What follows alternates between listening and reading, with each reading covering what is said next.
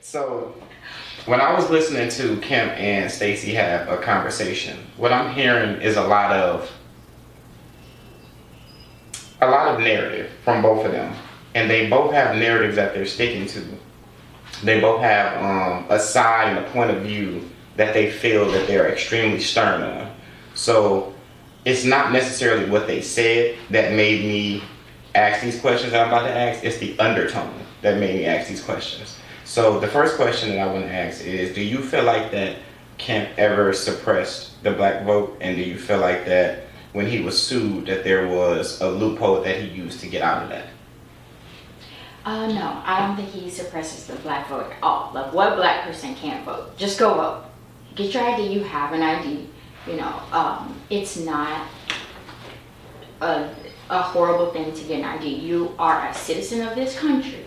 You live in this state. If you want to go buy alcohol, cigarettes, if you want to, get an apartment or even government assistance, anything, you need an ID. So of course, to vote for who's going to represent you and decide things for you, make these huge decisions for you, you want an ID. And that doesn't suppress the black vote. That, to me, is an insult. Like, black people can afford ID cards. We can find transportation to get. We're not stupid. We're not, in such a bad situation that we don't have ID cards. That's ridiculous. SB 202 just basically makes sure that we cannot cheat in elections. Because what's happening is a lot of illegal immigrants are flooding into our state. And they're trying to vote. Okay. So that's what we're trying to prevent, because they're not American citizens. Like, we, black people, minorities, we have the right to vote in this country because this is our country. And, a lot of those illegal immigrants coming in, they're bringing in drugs, fentanyl.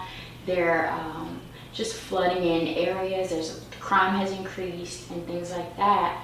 So it's really not a good thing. We love people. It's not like we want to just say no one can come to this country. But you should do it properly and legally to keep everyone safe and to make sure that the people that are in this country already trying to work hard have opportunities, and we're not, being kind of pushed aside while you give all these services and financial, incentives to these people who just got here. Like, we've been here our whole lives. We were born here, I see what you're saying.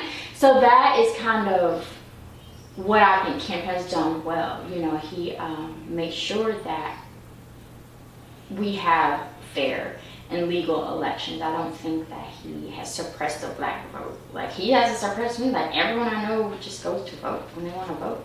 Who can't vote that wants to vote except illegal immigrants? So you feel like the fundamental difference between Stacey and Kemp is that Stacey doesn't believe that when she believes that when you come from whatever country you come from over to America, that classifies you to be a voting citizen here, and he disagrees with that.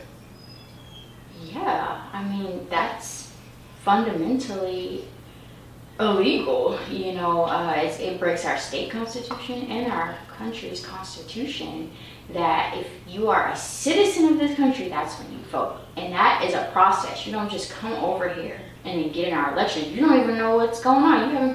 You can't even fix your own country. Like, you're literally trying to escape a socialist or communist country and then come in our country and vote. You need to be educated first. You don't know what's going on. You don't know the temperature. You don't know the climate. You don't know us. Like, get some experience here, and then you can participate in what we got going on. But we need to really focus on the citizens that are already here.